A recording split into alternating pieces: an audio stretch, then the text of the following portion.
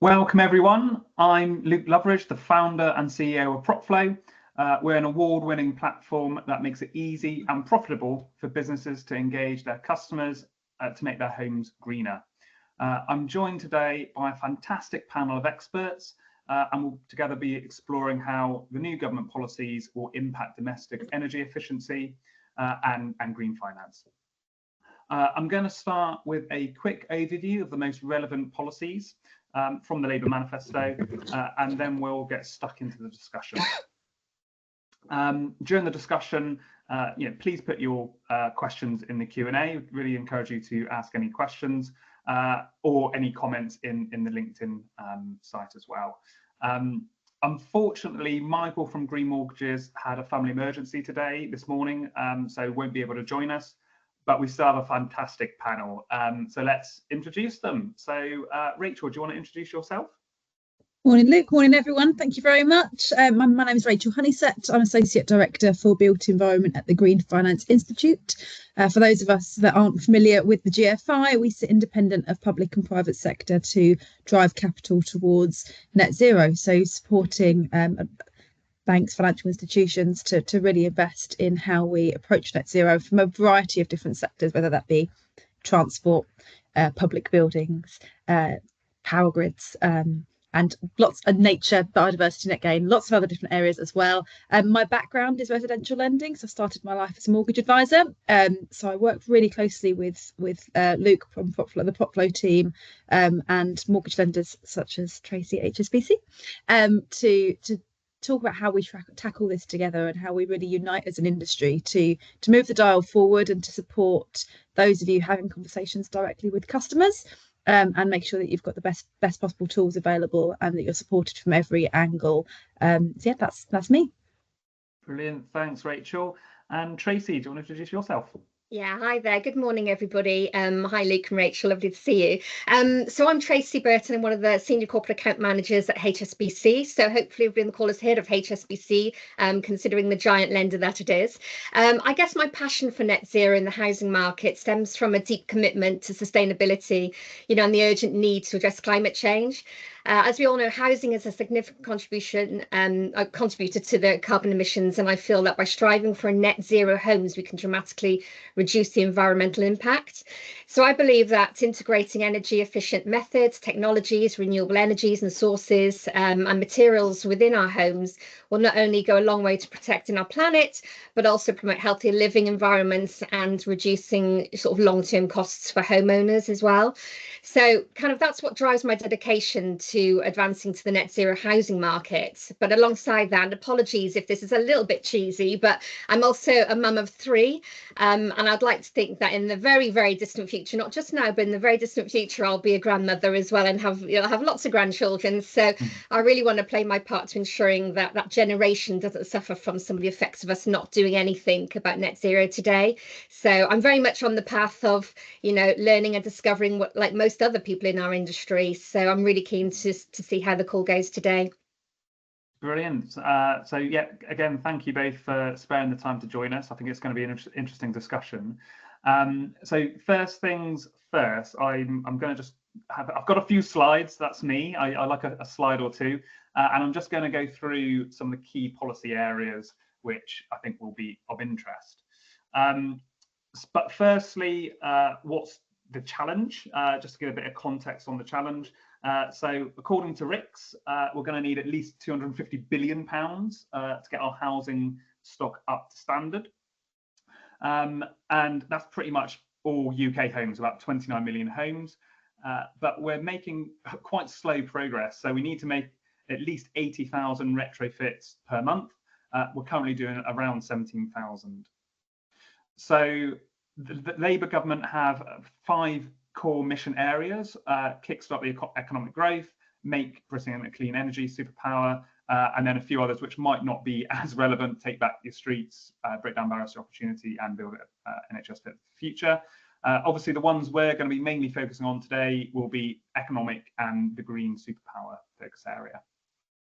So on the economic side, one of the main policy areas is around building 1.5 million new homes. They want to have a brownfield first approach and are committed to preserving the green belt. They also want to significantly increase social and affordable housing, but also, and I think this is important, they want to ensure high quality, well-designed and sustainable homes. Now, last year we built 230,000 homes, so 300,000 homes per year is quite ambitious, but I'm sure it's not unachievable.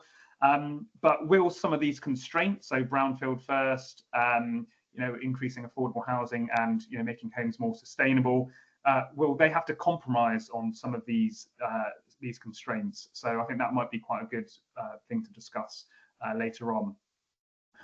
There are also some pledges that will affect the property and mortgage markets more generally and have a knock-on effect for green homes. So they want to give first-time buyers the first chance to buy new homes. So working with local authorities to do that. So that would be interesting to understand how they implement that. They want to make the mortgage guarantee scheme permanent. And they also want to reduce the threshold for stamp duty for first-time buyers from 425,000 to 300,000. So there's a bit of a mixed bag there for first-time buyers. So it will be interesting to see how these proposals affect the demand on the housing market. More generally, there's also a national wealth fund that will be created. They want to create more economic stability, which is obviously, that's nice. They want to partner with the private sector to achieve a lot of their goals and also give more powers to local authorities and regional authorities. So these policies may have a more indirect impact on green homes and green finance, for example, increasing the supply chain resilience. The clean energy mission will also have probably the most direct impact on green homes and green finance. One of the headline pledges is to set up the Great British Energy and to secure energy independence. What this means in reality is a huge increase in renewable energy generation on a fairly tight timescale as well, so by 2030. And this is essentially catalysed by about £8.3 billion worth of investment. I do also think they're also trying to get more, facilitate more pension fund investment as well. Ultimately, they want to lower energy bills. And for me, it'd be interesting to understand how that will affect the investment decision for people wanting to do green upgrades to their home. So if the energy is cheaper, will the payback be longer term? So I think that'd be an interesting one to explore. I think probably one of the most directly impactful sort of policy areas is around warmer homes. So I think this is a £6.6 billion plan to upgrade about 5 million homes, and usually through local authorities via grants and low interest loans.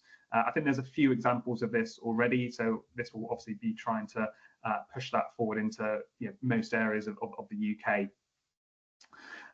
Interestingly, though, they also want to work with the private sector, including banks and building societies, to provide that further finance. So obviously that plan was around 5 million homes. We need to do 29 million. So there's still a huge amount of finance that will be needed to accelerate the home upgrades and low carbon heating.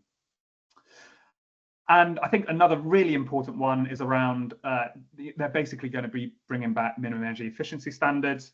One interesting point here would be to understand to what extent they replicate what had already been proposed. So getting private rented homes to a C with a minimum spending cap of £10,000, maximum spending cap, sorry, of £10,000.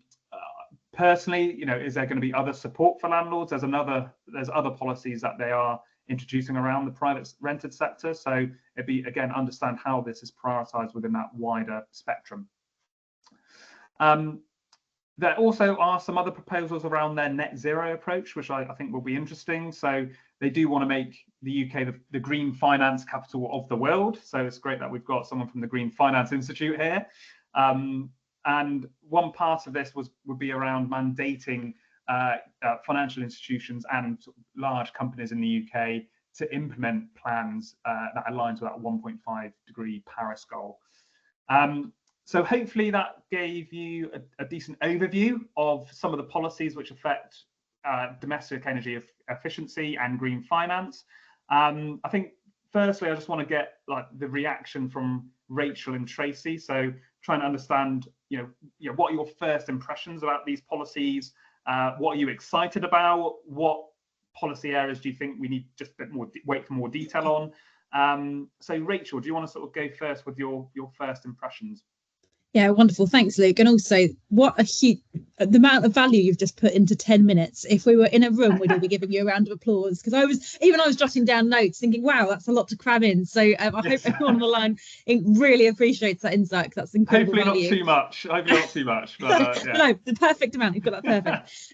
Yeah, I think things most excited about the Chancellor Rachel Reeves. We saw her announcement on Monday mandating 1.5 million homes over the 10 to 300,000 a year. And states that delivering economic growth is the national mission. And I think with what we've seen from even announcements so soon after the election is a real commitment to steadying the ship. And I think that's incredibly positive. I think we'd all advocate for a steady ship after the 4, 5, 6 years of turbulence we've had. It'd be hard not to have a steady ship, right? Well, we hope. Just need to keep. There was a wonderful article, which if anyone hasn't read, Andrew Montlake at Corico wrote a fantastic article. This it was published, I think he wrote it before the election and it was published after, which I think is probably the worst time to be writing anything. And he said that politics has a long history of hold my beer moments, which I really liked. So I'm going to use that lot. So anything we talk about politically, I think you always have to have a backdrop that no matter how close you work to the sector, no one, I say this amongst friends, no one really can predict, can they? You never know what's just around the corner. So there we go, fully undermining everything I'm about to say. I think the kind of second thing I was quite excited about was ending the offshore wind ban, doubling onshore wind, tripling solar power and quadrupling offshore power by 2030. That is an enormous challenge, and will require a huge amount of what we like to call blended capital, but what realistically just means public and private sector working together. So I think what you were saying there, kind of on your last slide around the role of the private sector is really interesting. And on a personal and professional level, the pledge that Labour have made to make the UK the green finance capital of the world, it is great for all of us who are working within the sector and are trying to drive this forward. And it shows you just how much growth we'll see in this. And I often get asked, what's the biggest opportunity for small businesses, medium-sized businesses, brokers, etc. in this area? And I think if you're looking at your business and looking seriously at green as an area to develop, and that one of our government's top priorities is to make the UK the green finance capital of the world, that's a really exciting opportunity. So that really excited me. In terms of challenges, and I don't want to depress everyone massively, but I think the housing market is going to be a challenge. We've got these kind of conflicting policies or these conflicting pledges. So we've got this pledge to make the housing more affordable. Yet housing has long been the bedrock of the UK economy, and house prices are fairly flat. The national average has gone up. I was looking at some of the stats yesterday. However, in areas such as the southeast, we've seen a reduction of minus 1.1% in June of house prices, which it's a difficult market, right? The market is already oversupplied, so we've got much more supply than we have demand. Building more houses is going to add further supply to that, and I think we're going to have a delicate balance to get this right here, and we've seen this backdrop. We've seen rentals massively rising, rental growth outstripping house price growth. I think we've got a delicate balance here to remember that we talk about the housing market sometimes as if it's this academic thing that's distant, but it's not. This homes for people to live in, and communities and families, and we need to really not think about it too much as purely an economic asset. So I think that's going to be a real challenge to walk that line. You mentioned the first time buyer stamp duty relief reducing. That kind of compounds the problem for me. So you see we're already in an oversupply, under demand market. Anything that slows that demand further, I think it will be one to watch. And then combining that, I told you this was depressing. This is a triple whammy of these are the challenges. Combining that with mutterings about changes to capital gains tax. And I think what's interesting there when we overlay that with the green lens is that if minimum energy efficiency standards were brought in as they were predicted to be, or as they were forecast to be last time before the autumn budget last year, we were already expecting a few landlords to offload assets at that point. And if we see changes to capital gains tax, that might accelerate that before deadlines. So if we know deadlines coming with capital gains tax, we might see more landlords offloading stock. And the challenge there really, if what we're talking about is the mission to green more housing stock, the reality is landlords are probably in a better position to do that than your first time buyers potentially buying, I'm going to generalise here, 2 up, 2 down, a kind of housing stock that's traditionally the bread and butter of the buy-to-let market. Appreciate that's not everything. And potentially homeowners that have less experience, less understanding of using it, and potentially pushing themselves to the limit to get their first home. Does that create an environment where we can decarbonise housing at great pace? So the kind of twofold is if we do see a change in capital gains tax, how will that impact landlords?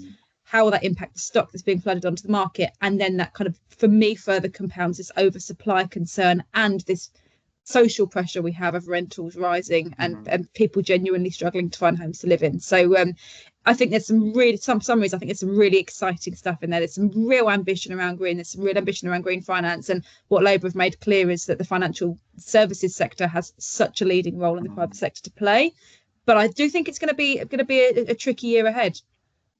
Yeah, I sort of agree. And I think what we almost need to understand, like individual policies a lot of them seem okay, or some of them seem great, but it's sort of the interplay between those different policies, and it's like a complex system, right? And if you sort of move one gear, something else, like it might affect your policy outcomes on somewhere else. So I think that's one thing where I think we probably need a bit more clarity about how big policy promises on one area will affect the outcomes wanted on another area.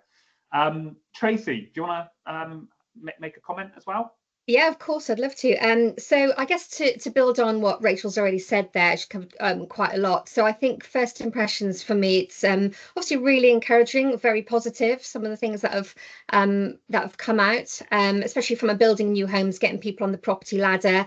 I guess from a green homes perspective, it's largely sits under the green, the Warm Homes Plan and the National Wealth Fund. I think what's really, it's too early for me to be nervous or excited at the moment. So I think the proof is in the pudding, and definitely how we're going to eat it. But I think that first of all, what we need from the government is a little bit of stability. They need to recognise that the housing market is the biggest challenge that we face in the UK in decarbonising the UK. We all know that that is the biggest problem. So we need to get commitment, and the government needs to recognise that, which I'm sure that they're on that journey to understand.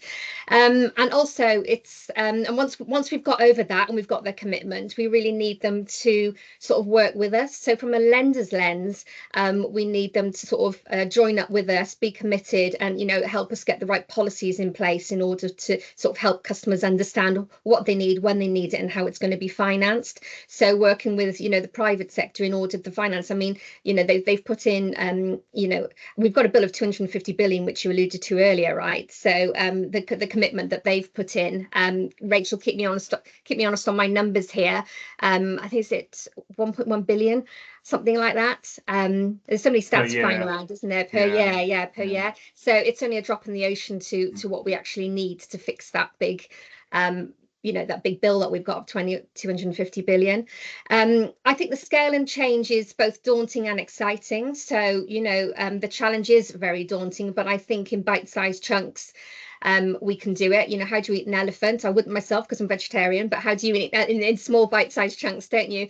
But also there's a challenge out there as well. An opportunity. So I think that it's not about let's go out and retrofit 1 million homes in a year, for example, for the next goodness knows how many years till 2050. I think it's about how do we start building and scaling the market, and from a lender's perspective, but not only just lenders. I think energy utility providers, manufacturers, installers, we need to work together, and and I think that what the government implement, and there's no swapping and changing, so implement it, stick to it, and then join up all the dots so we work together. We'll get to that deadline soon as possible, really. So I think my commitment would, that's what I'm looking for from what the government have said. It all sounds really, really brilliant, but don't swap and change. Let's stick to it and work on it.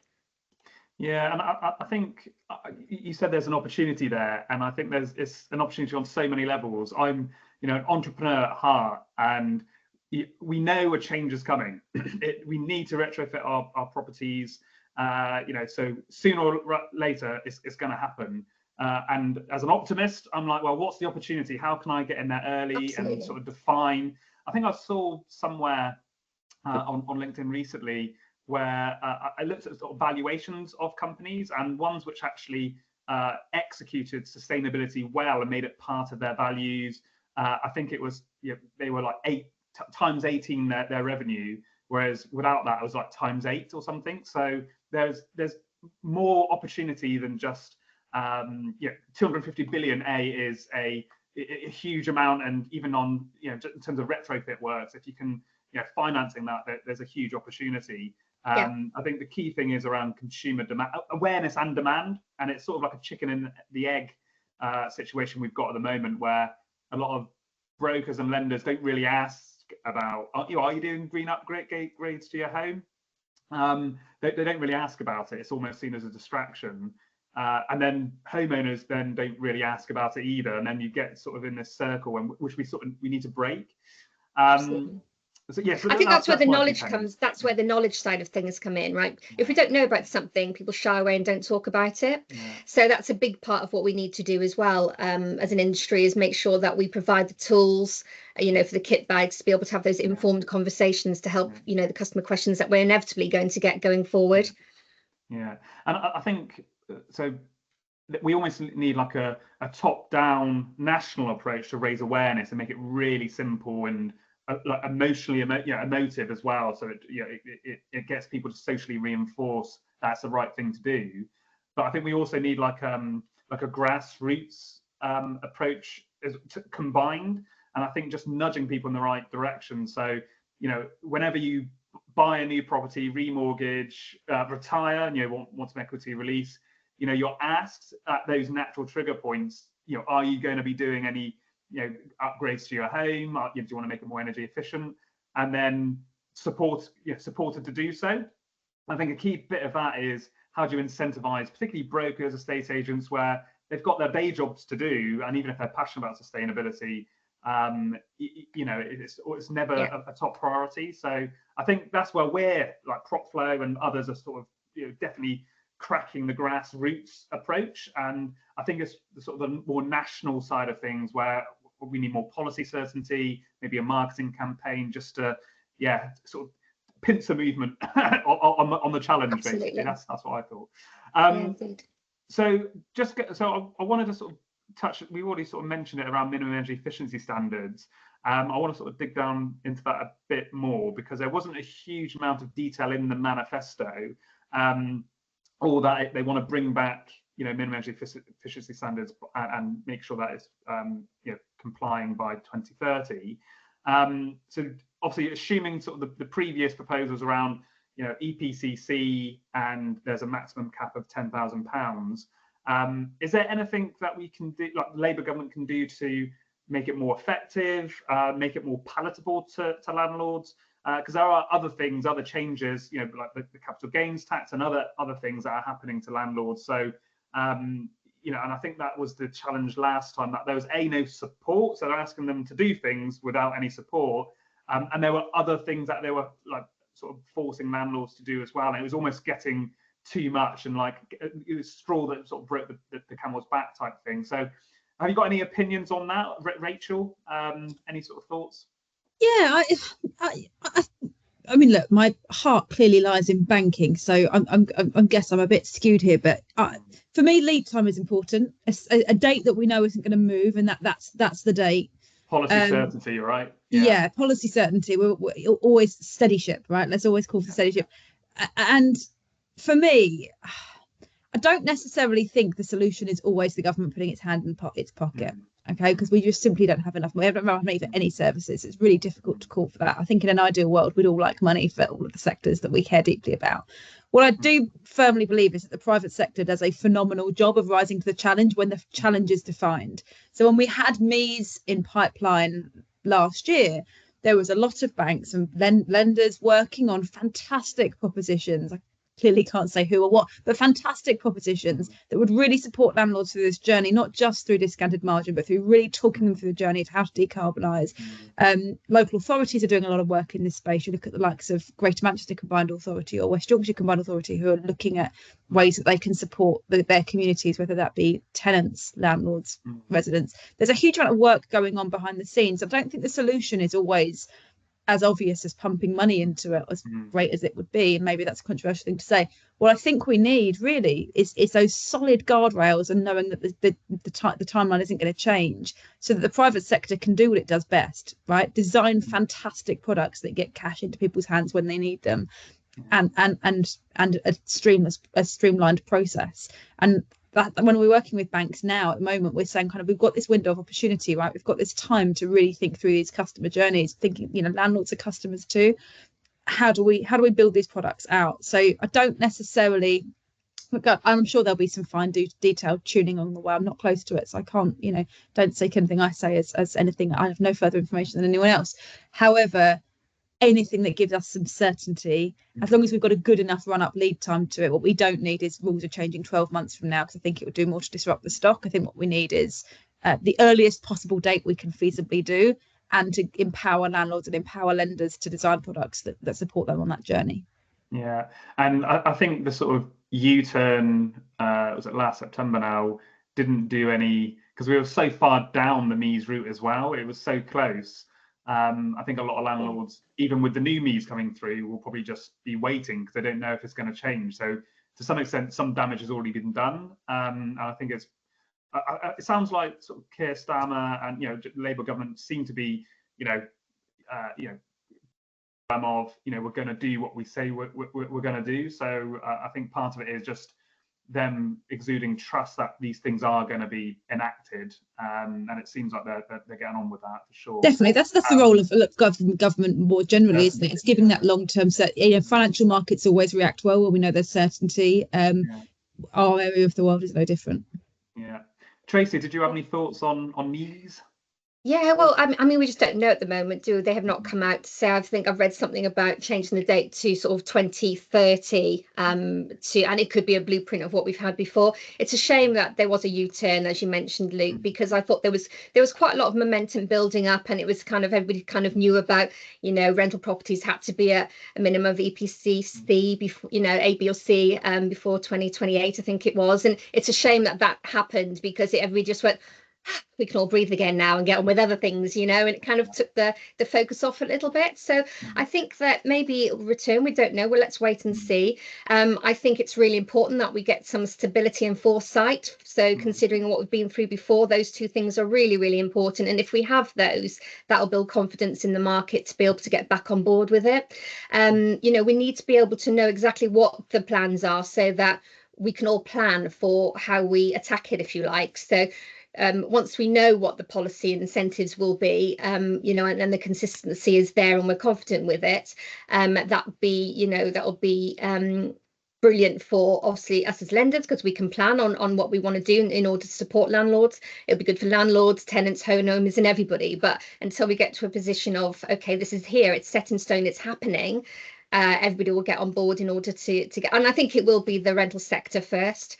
I think they'll pick that up, and that will be the first sort of port of call where they'll start focusing on getting sort of the decarbonising of rental properties. So let's wait and see, but hopefully it won't be too long. But obviously we need to make sure that there's enough time to be able for people to implement these things as well. It's pointless just saying, it needs to happen in 12 months. That's not fair on anybody. So we need to get the messaging right and give people enough time to be able to implement these things.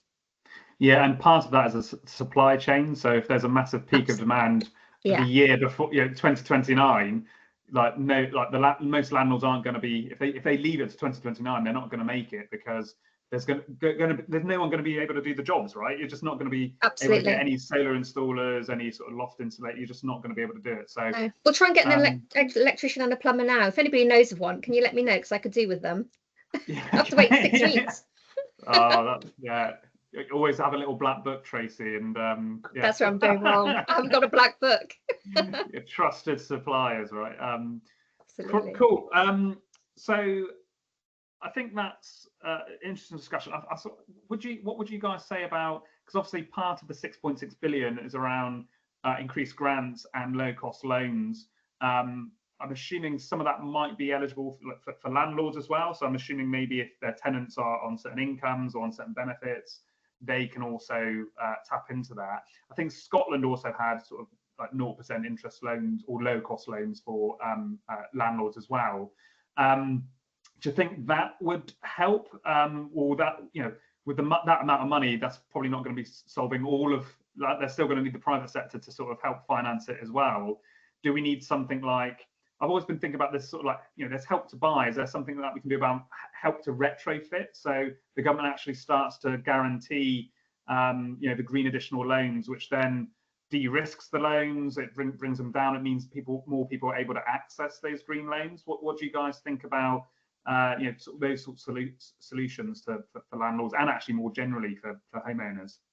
The role of, sorry Trace, I was going to leap in there if that's all right, and then yeah, perfect, thank you. The role of how Labour will work with the private sector, I think, is quite interesting, and kind of the role of grants. Clearly grants can't do everything, and there is a definite need for grants to be deployed in the most socially responsible way possible, and how do you carve that up? You know, it's incredibly challenging, because ultimately when it comes to green and sustainability, the goal is actually just to decarbonise as many homes as possible. Yeah. So that there is a really interesting debate to be had about where that money goes, and does that go to people who can afford to top up those grants and therefore they're more likely to decarbonise more homes, or does that go to people understandably in fuel poverty where there's a real need there? And thank goodness I'm not the person that has to make those decisions, because that socially is so difficult to balance, and I massively admire it, and there are a lot of really good people working hard in that space. I think that the role of government, or I'm going to kind of broaden that out, I'm going to take that as I've got the mic, I'm going to take the mandate to broaden that out a little bit more, of just other levers that can support the market. So what can UK Infrastructure Bank do to support banks and financial institutions on developing products? What's the role of quality assurance? So government bodies such as Trustmark, for example, what's the role of them in making sure that we have really high standards to support the rollout of retrofit? Local authorities, I think, play a really interesting role and will continue. They've got a real focus on decarbonising their constituencies. What else have I written down? Regulators such as the FCA and the PRA, if less capital adequacy was to be held for additional borrowing against greening. I was going to mention that actually. I think that would be a huge win. Yeah, that would reduce cost of capital for lenders. I've publicly advocated really widely for moving away from margin erosion products. I don't believe, my personal belief is that lenders funding green loans off of their own balance sheet isn't scalable as the market develops and grows. But if the lenders were to find that cost of finance cheaper, or find other ways of driving down the cost of that finance, then we can pass genuine discounts on to customers, and therefore we have what I believe to be a scalable economic model that can grow and support the market as demand comes. We can only fund discounted products off balance sheet because lenders are currently doing that as test and learns, and because the volumes, realistically, the volumes are quite small. But that'll be more Tracy as well to talk about the modelling behind that than mine. The voluntary carbon market is quite an interesting one to watch. I think if we could issue carbon credits for domestic retrofit, if that, I'm going to throw this out there, and much more googling required because it's quite technical, but if the carbon credit could be reverted to the lender to rather than the customer having to get involved in that could be a way of blending down some of the cost of capital. But there's a lot of work that needs to happen in the voluntary carbon market in order for that to happen. That's quite nascent actually, isn't it? Carbon credits, and you know, they're paid in arrears, it's paid yearly, which for a lot of able to pay or like homeowners, and actually one of the criteria is, you know, would have happened without the retrofit credit, and if it can happen without the retrofit credit, it might not be eligible for those retrofit credits. So there's a lot of nuance. I think there's a huge promise, like basically you put a price on carbon, aren't you? So but yeah, just the practicality of that. I mean, personally, I would love it if we could have, you know, if someone got decent sized solar system, battery and a heat pump, and maybe some, you know, some insulation to make that heat pump more efficient. You know, could we give them 2-3 grand up front for like 10-15 years of carbon reduction, right? That's like the nirvana for what I was thinking, but the practicalities of doing that, the market's just not quite there at the moment. So yeah, sorry, which I thought no, absolutely. Or could that credit revert to the lender, and we have something like a swaps market that exists for carbon credits, where the lender kind of swaps out the risk of the trading price. Like that's super technical, so sorry, I won't get super into that. But I think there is definitely something there that could, and again, that then a bit like a reverse cashback, a lender can then blend that £2,000-3,000 into the rate, and therefore the rate is lower, and it's not hitting the lender's margins. I think that's an interesting area to watch. I think the role of government in consumer, we kind of touched on it earlier, but the role of consumer awareness in a national campaign, and that doesn't have to be as cheesy as billboard ads and stuff on the telly, but it will probably be that and more. I was walking around B&Q the other day, and I heard the tannoy talking about energy efficiency in homes, and that made me smile a lot. So what is it kind of comes back down to the same thing I was saying about MEES and the PRS is anything, and we need to find guardrails, right? We need to, as a homeowner, what is your government telling you to do? What is the right thing to do? And if you go onto a gas boiler website, you'll still get sold a gas boiler. No one's talking about the sunk costs. No one's talking that you might have to rip that out in a few years' time. And you're still getting that assurance. We obviously saw in other parties' manifestos assurances that no one ever rip out a gas boiler. So I think as a consumer, you're quite confused, right? So I think what we need is to sound like a real broken record, the biggest role of the government right now is to provide that long-term certainty, whether that be to homeowners on the direction of travel. If you Google heat pumps, you might stumble upon something about hydrogen, you might stumble upon something about green gas. It's very, very difficult unless you're really embedded in this industry to understand what the right thing to do is.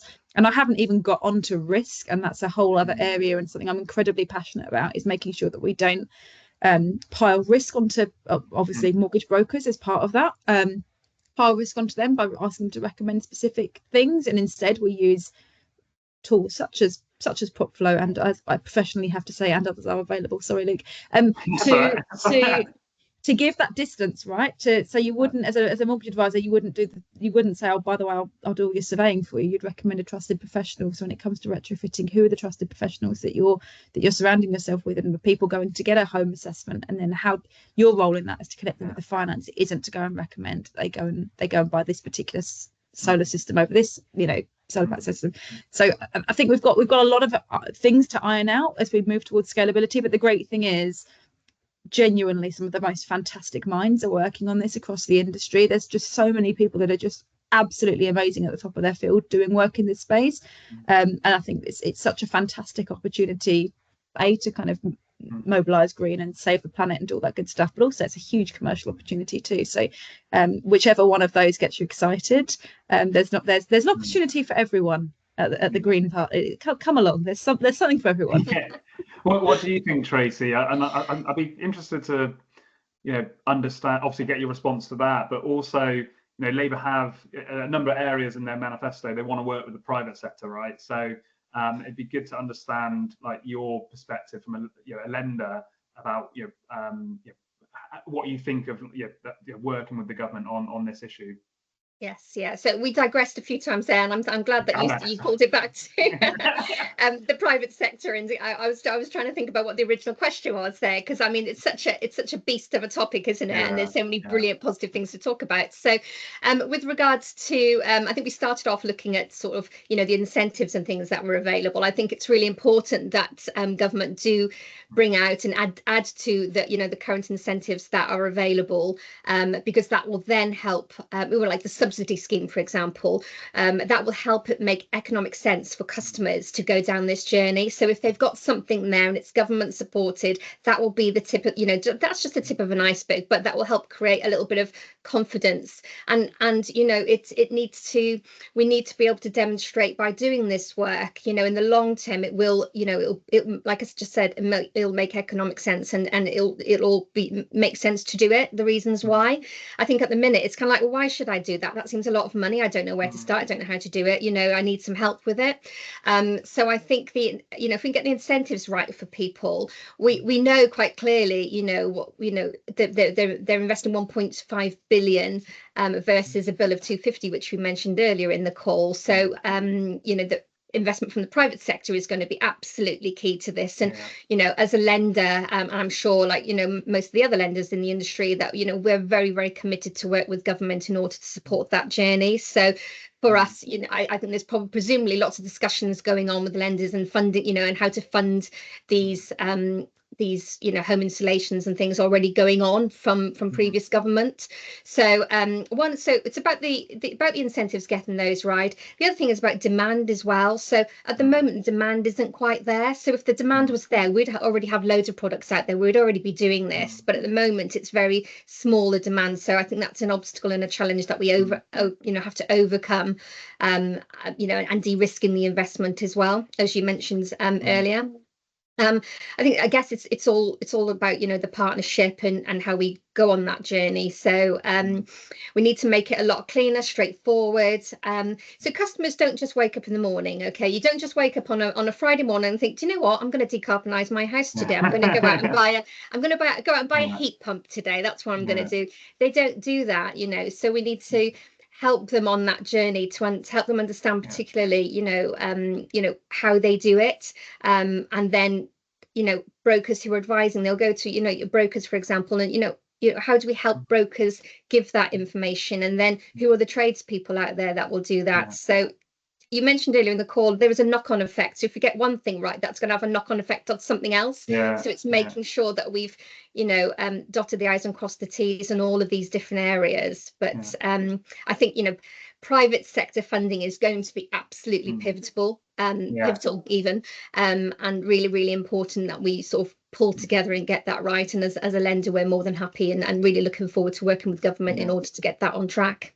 Yeah, I think part of the demand piece is awareness, and part of that is government having a national campaign, but also lenders, brokers, and estate agents and others are asking, are you planning to do green upgrades? And just so it just becomes normal that whenever you take a mortgage, remortgage, equity release, boiler breaks down, whoever it is. Professionals are saying, are you going to replace that with a heat pump? Are you thinking of get solar panels? Because I think there are some things which are no-brainer. Solar panels, the business case is there. And a lot of this, the business case is there, even if it is a lot of money. And there's other bits like, retrofit credits. I think Virgin recently launched, was it £15,000 cash back? Again, how can we make it a no-brainer for consumer? So companies like Propflo, I feel like we've made it a no-brainer for brokers. Got a simple tool. You can earn commission, and it's very easy to implement. You can send it to email, put it on your website, whatever. So the tools are there when you need it to ask your customers.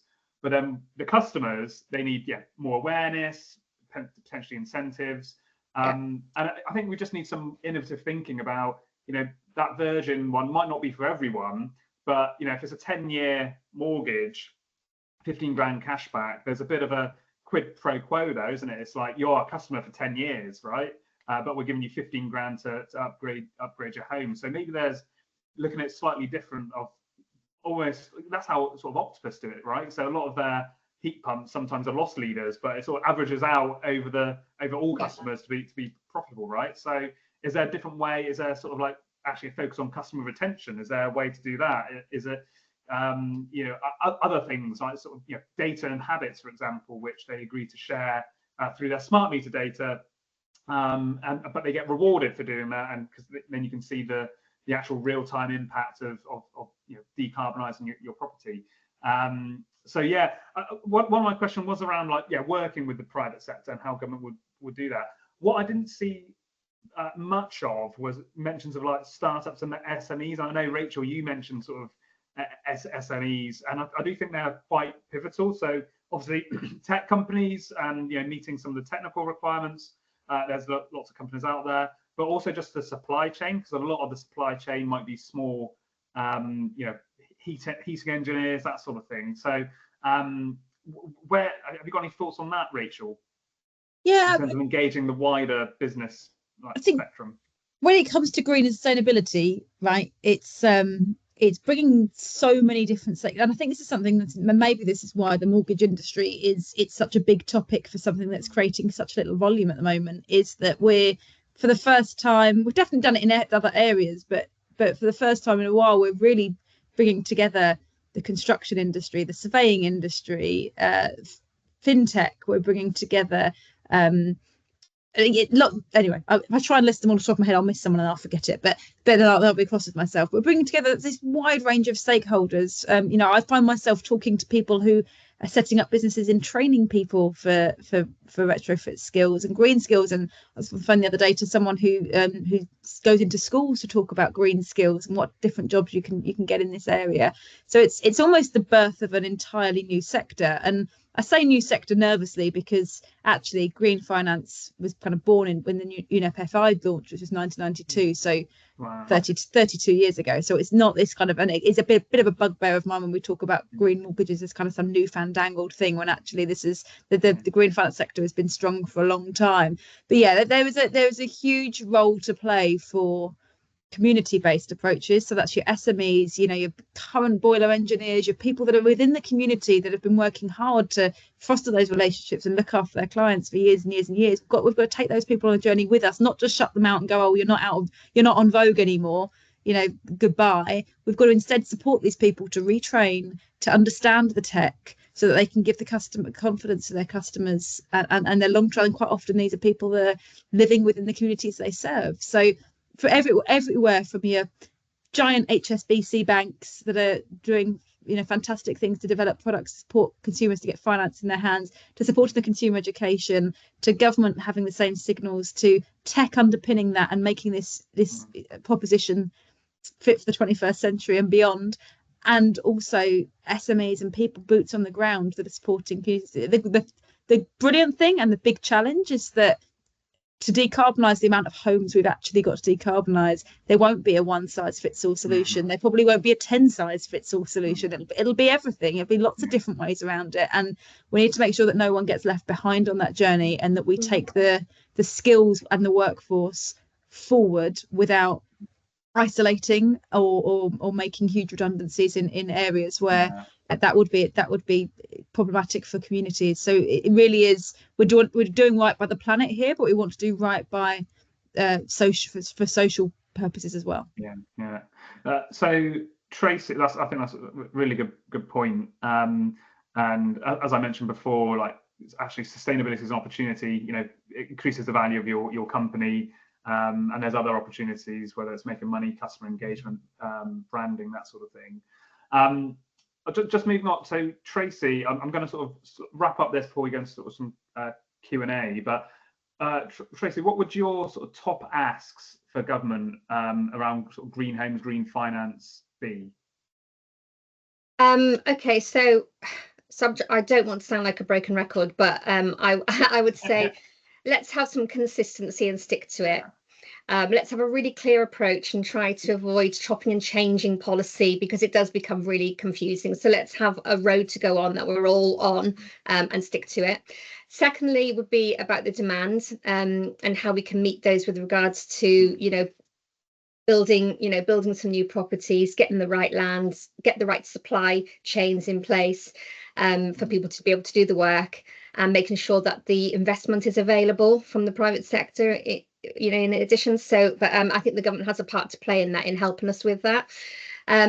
And then I think where they can make the biggest impact is kind of de-risking it for customers, showing the benefits of doing it, holding their hand and creating a journey which is kind of, I want to do it rather than I should do it. And then let's just get it implemented. So let's just do it, make a decision and crack on with it. These things, it frustrates me how long these things take, and I don't see why it should. I think we should just crack on with it and get it done. So that would be my wish list. Brilliant. Not much, hey? Brilliant. I think I think you won't hear any disagreement from me anyway on those. Rachel, do you have any sort of asks of government? What Tracie said. She said it perfectly. Okay. There you go. Yeah. I'll save everyone's time in hearing it back twice. I completely agree. Long-term certainty is got to be the key ask. Yeah, and I think just sort of echoing what I said previously, I think my ask would be essentially a combination, basically more of a national approach, and maybe they can spend some of that 6.6 billion on a market. It sounds, I don't want to be a waste of money, but awareness is really key. Awareness, and I think we need to go beyond, like, what's the actual reasons people do retrofit? So there's sort of like carbon in the future, which is important, but carbon's quite sort of abstract, and like climate change is really far in the future. Most people's minds don't think day to day, you know, what's going to happen in 50 years or 10, 50 years, that sort of time scale. You know, in terms of energy savings, that's very transactional. It's either makes the business case or not. And actually, if energy prices are going to go down, maybe the business case for that will start to go down. I think we would start to get like a shift around health and well-being, because there's a massive overlap. So our tool like measures, we've got a well-being rating which looks at thermal comfort. So is your home cooler in the summer, warmer in the winter? Indoor air quality, where there's a massive overlap with energy efficiency as well, and also financial stability. So how many people were shocked at like energy price rises after the Ukraine war, right? And government stepped in to help subsidize, but should government be subsidizing people's energy bills? I don't think, you know, they should be doing that necessarily. So there's the sort of well-being thing, and I think once people start making that connection about the health and well-being of their home, that will start to shift. But again, there's a few degrees of separation. So like personally, I think we need something quite emotive, and yeah, for me it's like the energy security side of things, and like you know, people get Putin as a threat, right? You know, that's, our minds are geared towards human threats, not global challenges. So I think we really need to push to sort of, you know, do your bit for your country around making our country more energy secure, right? There might be other marketing or other sort of you know, emotive marketing that could take place, but for me, I think that's sort of like the main ask is we need that sort of movement essentially, where it's socially reinforcing. That's my ask anyway. So shall we go on to some Q&A? I think one was around consumer demand, which I think we've covered, and how we can increase that. I think partly is around, you know, there's a lot of innovative green financing coming out. I've seen. I think it just needs to hit the ground, and I think we'll start to see some of the demand unlocked. And Rachel, as you said, there's a number of different. It's not a one size fits all. So I think we're going to have a number of different green finance products, which will, you know, shift the upfront costs, create incentives. Yeah, so I think there's a number of areas that we sort of covered there. One which we haven't discussed is what's the role of equity release. So obviously a huge amount of our housing stock is unmortgaged, right? So is there a role for equity release? Either of you want to sort of talk about, sort of take that one? Yeah, so one organisations that work really closely with the Equity Release Council, and we're working really hard to make sure that the market comes along. I was just looking actually because I had some stats which I can't find on my iPad. So there are some really good stats on the equity release market, which I don't have to hand. So you just have to take my word for it. Just make it up, Rachel. I'll just make it. No, you know what? We have £7 trillion worth of total wealth, and over 75-year-olds own 2.5 trillion of the UK's housing wealth. There you go. Knew I'd find it. It's useful to have a digital notepad sometimes. So yeah, huge amount of wealth is of kind of our asset is held in properties in the later life market, and they're working really hard to come up with some fantastic products and some fantastic standards that not only support customers but also protect them. What I find quite interesting, we sometimes talk a total personal story, and I'm conscious of time, so I'll keep this really quick. My neighbour next door is I wouldn't like to, let's say he's in his 80s, right? Jeff, he's lovely, and he's just had, so he knocked on the door the other day and said, "I'm ever so sorry, we're going to have scaffolding up because we're having solar panels put in." And I really like that. And now he's doing other things I think he's having a heat pump put in. He's really built into the journey. And I was asking kind of, Jeff, why are you doing that? And he said, I just want to be a bit greener. I want to be a bit just do my bit, he said. And I really like that, because I think we talk a lot about payback periods, and it goes to show that this isn't just, and we talk about demographics, and I think we can think this is just a young people thing, or we could think this is just, and that would just be totally wrong. So bless Jeff, who's putting me to shame. We need more Jeffs in the world. We need way more Jeffs. Yeah. So I think the point I'm saying in a really long roundabout way is that being interested, engaged in green isn't young and hipster. Everyone is on their journey somewhere, and we need to make sure that there are products available, whether that be things like property linked finance, which GFI are working on, whether that be green mortgages, whether that be unsecured lending, whether that be later life lending. much like many other things, that finance is incredibly personal, and the equity release market, or later life market as I prefer to call it, because sometimes equity release means different things to different people, the later life market definitely has a fundamental role to play. Tracie, any thoughts on that? Absolutely. Those figures are quite staggering, aren't they? We don't actually, have an equity release or later life product out there at the moment at HSBC, but there are a lot of lenders that do have a product, and that's a perfect example of how we can work together to make sure that we have products available to be able to address everybody's need, no matter what stage of life they're on the home buying journey. The numbers that Rachel mentioned there, clearly there is a need for it, and there's an opportunity there again, isn't there? So yes, as I think it's important that as a professional organization, and in our UK market, we have products to suit everybody when they need them at the right time. So important, I think. Yeah, and I think just to put that into context, of that 250 billion, roughly 90 billion is for mortgage properties, and 160 billion around sort of equity release would be sort of the later life, unmortgaged properties. So that's the sort of, so still two massive, 90 billion is still massive, right? But then there is that 160 billion pound opportunity where we can potentially later life products can play an important role. What I found is, though, there's with sort of later life, there's almost two groups of people. There's people like Jeff, and I've seen other people like I've got a name like Maureen or something, who basically thinks of her grandchildren and just wants to leave a legacy, basically, that she's done her, literally, just as you said with Jeff, done their bit, basically. So there's people sort of thinking like that.